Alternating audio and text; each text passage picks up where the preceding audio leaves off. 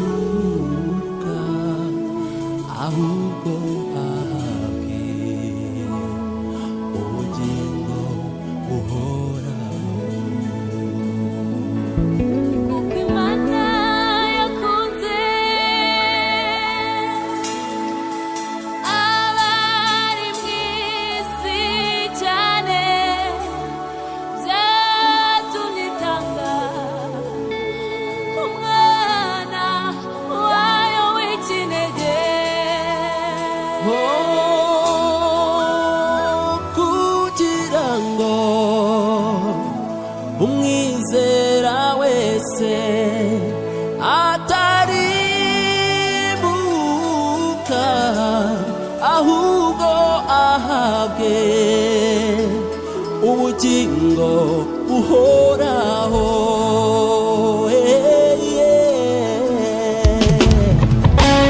Haleluya, haleluya. Shima Imana aduha umwana wayo Kristo kugira ngo twebwe bari mu isi tubone ubuzima. Haleluya.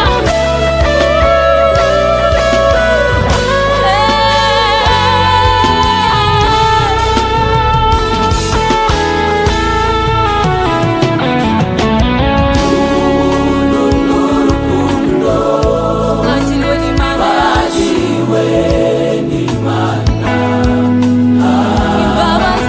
imbabazi n'umurava, gukiranuka kwayo nibyo byatumye itwiyegereza. Imbabazi n'umurava,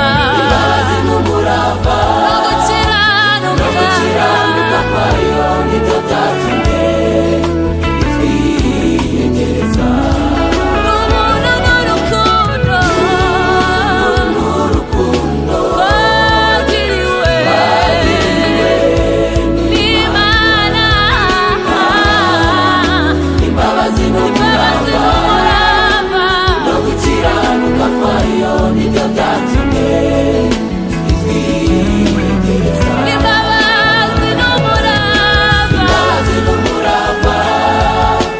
no gukiranuka kwayo nibyo byatumye itwiyegereza.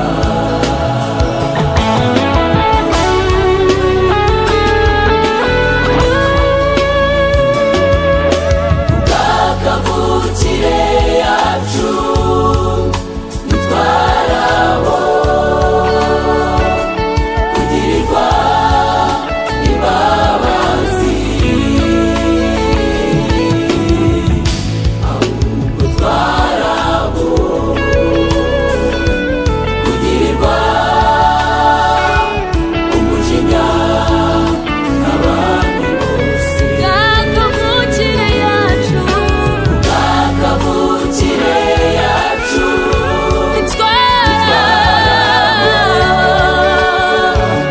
kugirirwa imbabazi, ahubwo twarabo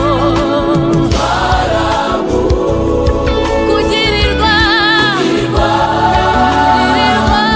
umujinya n'abandi bose. Ariko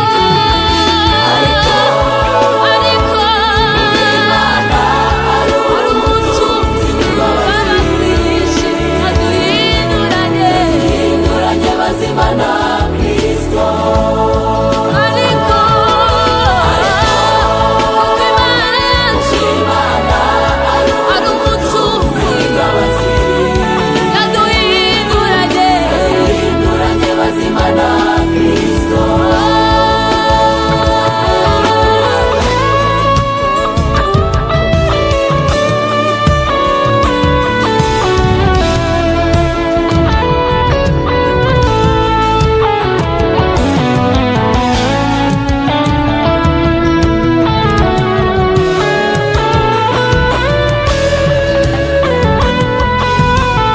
Turime ngo twahinduye